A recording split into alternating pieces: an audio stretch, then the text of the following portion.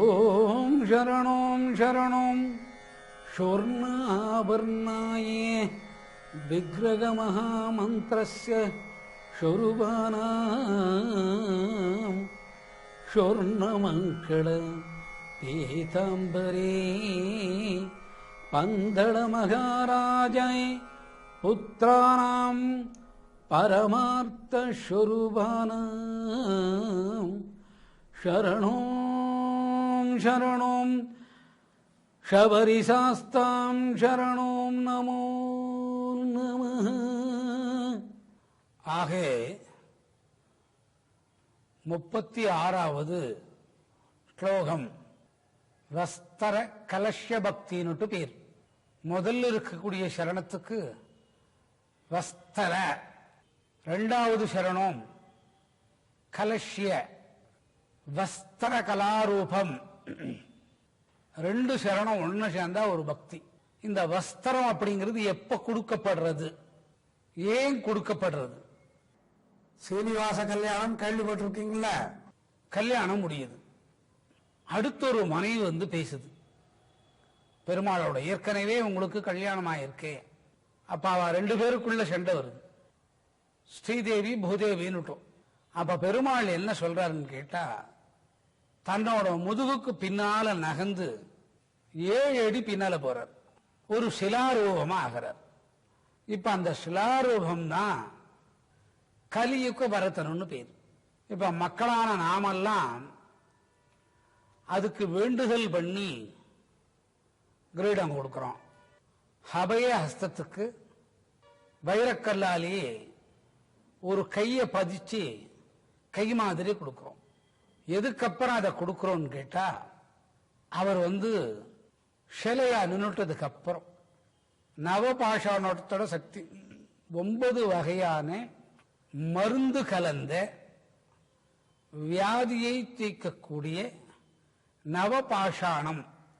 நவபாஷாணம்னா உள்ள இருக்கக்கூடிய விஷத்தை முறித்தெடுத்தல். அந்த ரூபத்திலே ஆராதாரத்துக்கு 6 அடி, சகசிராரத்துக்கு 1 அடி, 7 மலைகளா இன்னைக்கு அந்த அடிக்கணக்கை வச்சு பெருமாள் பெண்ணுக்கு வந்தார். இப்ப வைரத்தாலான ஒரு கிரீடம் கொடுக்கறான்னா, அந்த உள்ள இருக்கக்கூடிய சிலைக்கு சிரசில் அதை வச்சு பார்த்து ஒரு சேவைக்கு வைப்பா. அபயஹஸ்த கைக்கு ரவையன்னு சொல்லக்கூடிய வைரத்தினால அலங்காரம் பண்ணி அந்த அபயஹஸ்த கை மாதிரியே பண்ணி ஆபரணமா கொடுப்பா. இடது பாதம் வலது பாதத்துக்கு தங்கத்தினால வந்து கொடுப்பா.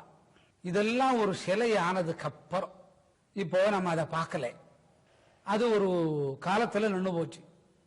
அதுக்கப்புறம் அந்த மாதிரி நின்னதுனாலே இன்னென்ன தானம் பண்ணா தெய்வத்துக்கு இன்னென்னது நடக்குது.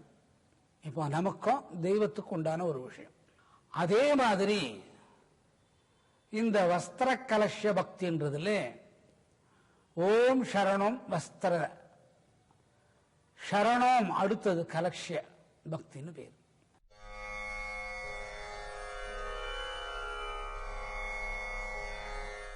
இதுக்கு சீர்ன்னு ஒரு பேர்.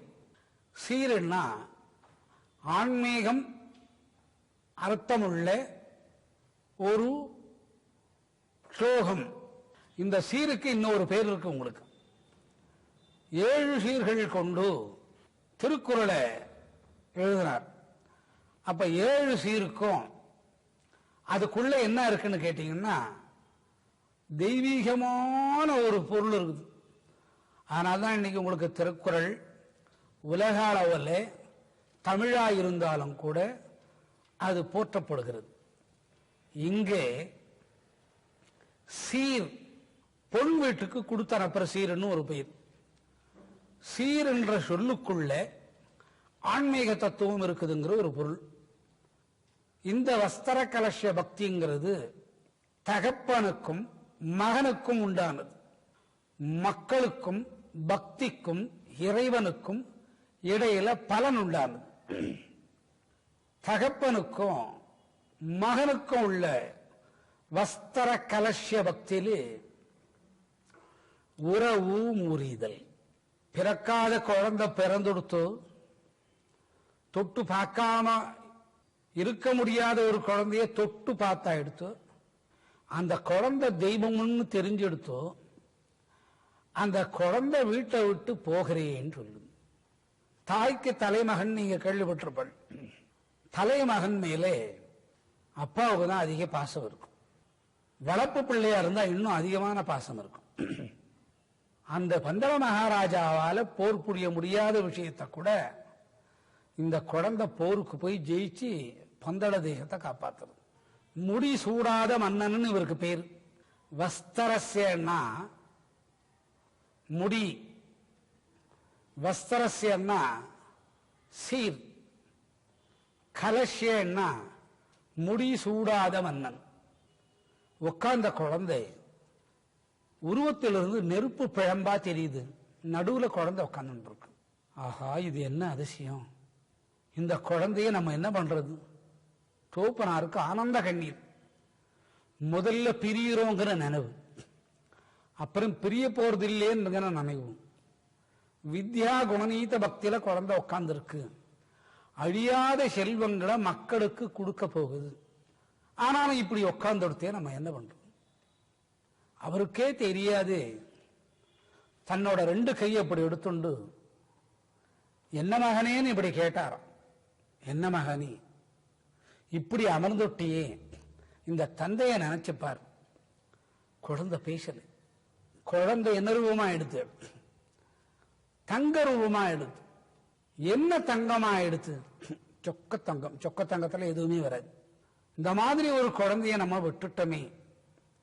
அந்த குழந்தை உட்கார்ந்த இடத்துல இருந்து ஒரு அசரீர் வருது. நான் உன்னோட இருக்கிறேன், நீ நினைக்கும் போது இதே உருவத்துல உன்னோட வந்து பேசுவேன். இதே உருவம் பண்ணா என்ன, நான் வீட்டுக்குள்ள எப்படி இருந்தனோ அந்த மாதிரி வருவேன். விட்டு போக மனசில்லை. காடு, குழந்தை மேல ஆசை, பொங்குண்டு வர்றது அழுகை. மனசை தடத்தை பண்ணிட்டார். அரண்மனைக்கு வந்துட்டார். ஒரு ரோசனை வருது. நினைச்சா வருவானாமே, நினைச்சா வருவானாமே. நினைச்ச உடனே அந்த ஐயப்பன் வந்துட்டார். என்னப்பா என்ன கூப்பிட்டேடா அப்படின்னார். ஆமாடா கண்ணு கூப்பிட்டேன், நீ கவலைப்படாத, உன்னோட இருப்ப நான். அவருக்கு ஒரு ஆசை. அங்க உட்கார்ந்த மாதிரியே இங்க உட்கார்ந்தா குழந்தை எப்படி இருக்கும்? அதே மாதிரி ஜுவாலைக்குள்ள குழந்தை உட்கார்ந்தது. அலண்டு போயிட்டார். அப்புறம் ஒரு ஆசை, என்னடா மகனே 2 உருவமா இருக்கு, நீ ஒன்னும் அரண்மனையில் இருந்தா மாதிரி இருக்கிறேன், இன்னொன்னு ஜோதிக்குள்ள உன்னோட உருவம் தெரியுது அப்படின்னு நினைக்கும் போது, என்னடா மகனே அப்படின்னார். சில ரூபத்தில் இருந்தார். 3 நிலை இங்க பிரதிஷ்டை பண்ணிட்டார் பெருமாள். அப்புறம் இவ்வளவு நேரம் நீ கேட்டது அவித்யாபாவம் உனக்கு மட்டும். நான் அங்க உட்கார்ந்து இருக்கிறது வித்யாபாவம், உலகத்துக்கோசரம். ஒரு மனசுக்குள்ள ஒரு சந்தோஷம். இந்த பையன் ஏன் கூப்பிட்ட உடனே இங்க வந்தான்? ஓம் சரணோம் சரணோம் சொர்ண ஆபர்ணாயே விக்கிரக மகாமந்திரஸ்ய. அந்த விக்கிரகத்துக்குள்ள, சொர்ணமான விக்கிரகத்துக்குள்ள பீஜாட்சர மந்திரங்கள் பெண்ணுக்குண்டானது. 51 தத்துவ நிலைகள் அதில் அடங்கிருக்கு. ராத்திரி ஆயிடுத்தோ, குழந்தை மேல கவனம், அழுக பொத்துண்டு வருது. அப்படியே அரண்மனைக்குள்ள நடக்கிறார். அந்த பெருந்தேவி தாயார் புலிப்பால் கொண்டு வர சொன்னாலே, அவளுக்கு அழக, அழுகனா அழுக.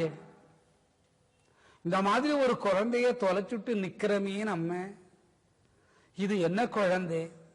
தெரியாம புலிப்பால் கேட்டுட்டமே. புலிகளோடு வந்து புலிப்பால கையில கொடுத்தானே. அதனால எனக்கு பிறந்த மகன் ராஜராஜசேகர்னு நான் உனக்கு பலி கொடுத்துடுறேன்டா. அப்ப தாய் உள்ளத்திலிருந்து குபீர்னு ஒரு அழ வருது. நான் இவனுக்கு இப்படியெல்லாம் பண்ணி வச்சிருந்தனே, ஊஞ்சல் வச்சிருந்தேன், குதிரை வாங்கி வச்சிருந்தேன், அவனுக்கு சரியா உத்தியானம் வாங்கி வச்சிருந்தேன், அவனுக்கு மேல என்னென்ன கிரீடங்கள் போடணுமோ அந்த கிரீடங்கள்லாம் வாங்கி வச்சிருந்தனே, இதெல்லாம் விட்டுட்டு போயிட்டானே, நான் என்ன பண்ணுவேன்னு உண்மையான அழுகையே பெருந்தேவி வளர்த்த தாயார் அழுகுறார். ஒரு பொன் இறந்துட்டா கூட அந்த பெண் வீட்டில இருந்து சீர் போகும்.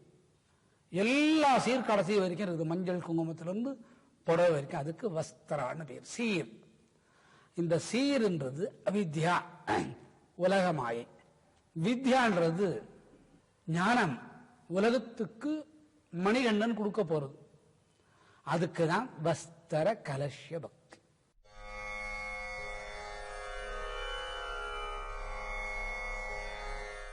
அந்த அம்மா அழுகுறாங்க. நான் என்ன பண்றது? ஐயோ, எனக்கு அப்ப தெரியாத பொடுத்து இப்ப எனக்கு தெரியுது. என் கையால் அதெல்லாம் பின்னினேன். அதுல தங்கத்தை கோத்தேன். இப்பதான் இந்த பாழா போன கர்ப்பவதிக்கு தெரிஞ்சது கர்ப்பமண்ணா என்னன்னுட்டு. அந்த உடுப்பை நான் தயார் பண்ணதுனாலே எனக்கு ராஜராஜன் ஒரு பையனை கொடுத்தான். என்னோட பெரிய பையனே அனுகிரகம் பண்ணி கொடுத்தான். இது அவனுக்கோசரம் சட்டை தச்சதாச்சே. அப்ப ராஜா சொல்றார், இத சின்னவனுக்கு போட்டு பாரு, இதுதான் பெண் பிரீத்தி. ஐயோ, அவனுக்கு தான் இது நான் தச்சேன். எல்லாம் சொர்ணத்தினாலேயே தச்சினேன் நானு. இந்த மாதிரி ஆக்கிட்டானே அந்த பையன், இது சின்னவனுக்கு பொருந்தாது. இத தைக்கும் போதே எனக்கு ஒரு ஞானம் வந்தது, ஒரு குழந்தை பிறக்கும்னு. இந்த உடுப்புகள் தயார் பண்ணதுனால நமக்கு ரெண்டாவது குழந்தை தாய் வயிற்றிலே நின்று பிறந்ததுன்னு தெரிஞ்செடுத்து அந்த ஆபரணங்களை பார்த்து பெருந்தேவி தாய் அழுக. அவித்யா என்ற உலகமாயில் இருக்கக்கூடியவங்களை வித்யாங்கிற ஞானத்துக்கு கொண்டு வர்றதுக்கு வஸ்தர கலஷ்ய பக்தி. அழுக கட்டுப்படுத்த முடியல. அஷரியரு கேட்கறது, அம்மா அழாதே, நான் உங்களோட தான் இருக்கிறேன். உன்னோட மனசு சொல்லுது சின்ன பிள்ளைக்கு போட்டு பார்க்க மாட்டேன்னு. என்ன தெய்வம்னு தெரிஞ்சுண்டேன். அம்மா கொடுத்த பிரசாதத்தை நான் வாங்கிக்கிறேன். இதெல்லாம் எனக்கு நீ போட்டு அழகு பாரு. இது வஸ்தர கலஷ்ய. ஓம் சரணோம் சரணோம் சொர்ண ஆபர்ணாய விக்கிரக மகாமந்திரஸ்ய சுரூபானம். இன்னும் குமிரி அழ வருது தாய்க்கு. உன்னோட எதிரில் நான் நிற்க முடியாதுடா ராஜா. உனக்கு இத்தனை கெடுதல்கள் பண்ணிட்டேன். நான் இந்த கெடுதல் பண்ணதனாலே அந்த மலைக்கு பாதத்தை வைக்கிற தகுதி இல்லை. நான் அங்க வரல. உன்னோட தொகப்பன இடத்துல கொடுத்து அனுப்புறேன். நான் மகாபாபி. எனக்கு இப்ப வித்யா சொர்ண சக்தி வந்துருத்து. தோப்பனார் இடத்துல கொடுத்து அனுப்புறார். அந்த காட்டுக்கு மறுபடியும் இந்த ஆபரணங்கள்லாம் எடுத்துட்டு போறார். ஓம் சரணோம் சரணோம் வஸ்தர கலஷ்ய. தங்கத்தையே நூலாக்கி பண்ணினான்னா அந்த அம்மா எவ்வளவு ஆசை இருக்கும். பண்ணதுக்கு பலனும் கிடைச்சது. அந்த வீட்டுக்காரான பந்தள மகாராஜா எடுத்துட்டு போய் நிக்கிறாரு. உங்க அம்மா கொடுத்து அமிச்சாடா, நான் உன்னை தொடட்டமான்னு கேட்கிறேன். தொட்டுக்கலாமப்பா அப்படின்னா, தொடறதுக்கு முன்னே பம்பையோட தீர்த்தத்தை எடுத்துட்டு வர சொல்லி அது மேல தெளிச்சுட்டு எனக்கு சாத்து. அந்த நீரை தெளிச்சுட்டு ஐயன் போட்டுக்கிறார். அந்த விக்கிரகத்துக்கு அவ்வளவு பொருத்தமா இருக்குது. பார்த்துட்டு மலைச்சு நின்னார். இத்த தயார் பண்ற மகாசக்தி நோக்கில்லாத போயிடுத்தேடா. கவலைப்படாதப்பா, அம்மா ஆத்துல அழுதுன்னு இருக்கா. அம்மா ஆத்துல அழுதுன்னு இருக்கான்னு சொல்ல ஒரே தெய்வம் ஐயப்பன் தான். நீங்க நில்லு, சத்த நொடியில நான் போய், அவ இங்க வரப்படாது, நான் போய் காட்சி கொடுத்துட்டு வந்துடுறேன். இந்த காட்சி அப்படியே அந்த உடுப்போட, கங்கணத்தோட, கைவிரல் மோதிரத்தோட, மேல் ஆடையோட, காலுக்கு சதங்கையோட, காலுக்கு பாதுகையோட அப்படியே காட்சி கொடுக்கிறார் அம்மா. அம்மா பிரமிச்சு நூட்டா பெருந்தேவி. அம்மா, நீ இதை எதுக்கு தயார் பண்ணேன்னு தெரியுமா? இவனுக்கு தயார் பண்ண விஷயமும் தெரியல. அதுல ஒரு அவித்யா பலன் நினைச்சே, நமக்கும் ஒரு குழந்தை பிறக்கும் போல தெரியுதேன்னு நினைச்சே. அது உண்மையாயிடுத்து. இதுக்குள்ள ஒரு பெரிய ரகசியம் அடங்கியிருக்கு. நீ இத தயார் பண்ற அன்னைக்கு அனுஷயா தேவியோட 51 அட்சரங்கள் இதுல நான் பொறிச்சிட்டேன். அதனால இதுக்கு சொர்ண ஆபரணம்னு பேரு. இத போட்ட உடனே இதுக்குள்ள நான் அடங்குறேன். என்னை யாரும் அடக்க முடியாது. மகாவிஷ்ணுக்கு அடங்கலே, சிவனுக்கு அடங்கலே, மோகினிக்கு அடங்கலே. இந்த மாதிரி பிறந்தேன். நான் அனுஷியாங்கிற ஒரு தேவிக்கு 51 அக்ஷரங்கள் உண்டு. அவ யாரு? பார்வதி தேவியோட சாயல். கோபத்தில் வெட்டுறார் சிவன். வெட்டுறதுக்கு முன்ன அது மூச்சையாயிடுது. அதை தோல்ல சுமந்தோன்னு உலகமெல்லாம் சுத்தறார். விஷ்ணு குறுக்க வந்து இது 51 பாகமா பிரிச்சு வெளியே அரைச்சுடுன்றார். அந்த அச்சரங்கள் பீஜாட்சரம் அந்தராட்சரங்கள்னு பேரு. நீ பெண் பண்ணதுனாலே இந்த உடுப்புக்குள்ள அப்பவே 51 அக்ஷரங்களை வச்சுட்டன் தாயே அப்படின்னா. அம்மாவுக்கு ஒண்ணுமே புரியல. என்ன தாயே வேணும்னா, எனக்கு இனிமேல் இந்த உலகத்தில் எதுவுமே மானாடா, நான் இதோடு என்னோட உயிரை விட்டுறேன். அப்படிலாம் கவலைப்படாதம்மா, நீ இருக்கிற வரைக்கும் நான் இருப்பேன். அந்த சக்தி இந்த ஆபரணத்துக்கு இருக்குது. இது என்னோட காலங்கள்ல மகர சங்கராந்தி முன்னாலும் அன்னைக்கும் இது உபயோகமாகும். உனக்கு தெரிஞ்சு பண்ணியோ தெரியாத பண்ணியோ தாயார் தகப்பனார் பண்ண வஸ்தர கலட்சிய பக்திமா அப்படின்னார். சீர் நல்லதுக்கும் போகும், கெட்டதுக்கும் போகும். இந்த சீர் ஆன்மீக விசாரத்துக்குண்டான தத்துவ நிலைக்கு போறது. அதனாலதான் சொர்ண ஆபரணாயே விக்கிரக மகாமந்திரஸ்ய சொரூபானாம். வீட்டுக்குள்ள எல்லா விதமான சொர்ண நகைகள் சேரும். அவித்யா என்ற கீழான நிலை இருக்கக்கூடிய மனம் போகும். கல்வி கேள்வி ஆன்மீகத்துல குழந்தைங்க நன்னா வரும். ஆன்மீகம் வர்றதுக்கு முன்னே 6வது அறிவு பகுத்தறிவு நன்னா வளரும். விஞ்ஞான அறிவு நன்னா வளரும். பகுத்தறிவுக்கு அடுத்தது விஞ்ஞான அறிவு. இந்த ரெண்டுத்தையும் கூட்டி கடிச்சு ஒரு டப்பில போட்டு அடைச்சா ஞான அறிவு. இந்த மூணுத்தையும் ஒரு கலக்கு கலக்கனா மெய்ஞான அறிவு. இது வளரணுமானா வஸ்தர கலட்சிய பக்தியில தான் வளரணும்.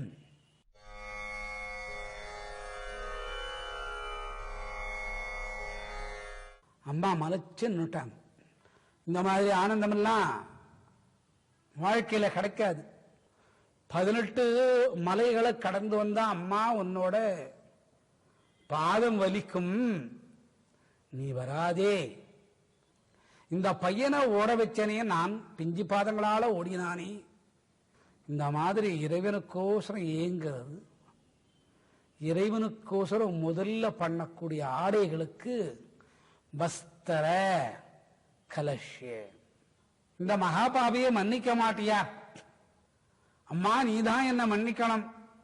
உன் மனம் கோணி நடந்ததனாலே உனக்கு சூல நோயும் ஒத்தை தலைவரி வர்றா மாதிரி ஒரு பாவம் பண்ணிண்டு நீ வேதனைப்பட்டியே.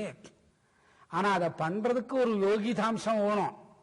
அந்த மாதிரி வந்ததா நினைச்சு உன்னை துன்பம் பட வச்சனே, என்ன மன்னிச்சு கொடுத்தாயேன்னு குழந்தை கேட்டதா. இத பாருங்க, பிரிஞ்சிருக்கிறதுல பெருசு இல்லைங்க. குமிரி அழ விடுறாங்க 2 பேரும். தோப்பனார் ஒரு பக்கம் அழு, அந்த அம்மா ஒரு பக்கம் அழு, தம்பி ஒரு பக்கம் அழு. இப்படி குமிரி அழும்போது சொல்றாளாம், ஐயா உன் பையனுக்கு பந்தள மகாராஜானே ராஜசேகர பாண்டியனே, உன் பையனுக்கு பருக்க வைக்கிறதுக்கு ஒரு சொர்ணத்தினால ஆன மஞ்ச கலர்ல இருக்கக்கூடிய ஒரு பீதாம்பரத்தை பண்ணே. பீதாம்பரம்னா கட்டிக்கிறது, போத்திக்கிறது. அது அந்த பையனுக்கு கூட நான் பார்க்கிறோம். அந்த தாயோட மனவேதனையே வஸ்தர கலட்சிய பக்தி. அங்கிருந்து பையன் வந்து இவ்வளவு தொலைவு வந்து இந்த காட்சிகள் கொடுக்கறான். காட்டுல இருந்து வந்துட்டு அம்மா வந்துட போறாளேன்னு, அம்மா வரக்கூடாதுங்க. நாளைக்கு இந்த அம்மா வந்தா மற்ற ஜனங்கள்லாம் வருவா பொண்ணாட்டியும். அந்த பொன் குழந்தைகள் வர்றதுல ஒன்றும் பிரச்சனை இல்லை. அந்த மலைக்கு மட்டும் ஒரு சக்தி. என்ன சக்தின்னா, அந்த எரும மாட்டு தலைக்காரி இருந்தாலே அவ ஏறி இறங்கினதுனாலே அந்த படிக்கட்டெல்லாம் மேலுக்கும் கீழுக்கும் மலைகள் பிறண்டு இருந்தது. மகிழ்ச்சி இந்த பெண்கள் ஏறச்சே அந்த கர்ப்பப்பை தடமாட்டமாகி தடமாடி நின்று மாச தூரம் வந்துரும். இந்த புலிகளுக்கெல்லாம் பெண்கள் மேல ஒரு பகை. என்ன பகைன்னு கேட்டா, பாவி பெருந்தேவி புலிப்பால் கொண்டு வர சொல்லி அனுப்பிச்சாலேன்றதுனால புலிகளுக்கு ஒரு பகை. அந்த கோபத்தினால பெண்கள் இந்த படியேறி வந்தா மாதுவிலக்கு வரும். மாதுவிலக்கு ரத்தத்தினால புலிகள் கொன்னுடும். அதனால வர வேணாம். அந்த மலையை யார் முதல்ல கையாண்டது? மகிஷி. இந்த வேதனை சாதா பெண்கள் அனுபவிக்க கூடாதுன்றதுனாலே வளர்த்த தாயும் வர வேணான்னு. இந்த காட்டுக்குள்ள இருந்து வித்யா குணநீதி பக்தியில உட்கார்ந்தவர் வீட்டுக்கு போய் இதெல்லாம் ஷபரி கீதைன்றதுல சொல்றார். அந்த அம்மா சொல்லுது, அப்ப பீதாம்பரம் கொடுத்தையே, அந்த பீதாம்பரத்தை என் கையில கொடு, யார் மரணமானாலும் துக்கம் மறைஞ்சிடும். தெய்வத்தை வளர்த்து பறி கொடுக்கிறனே நான், அந்த துக்கம் மறையாது. அந்த பீதாம்பரத்தை என் கையில கொடு.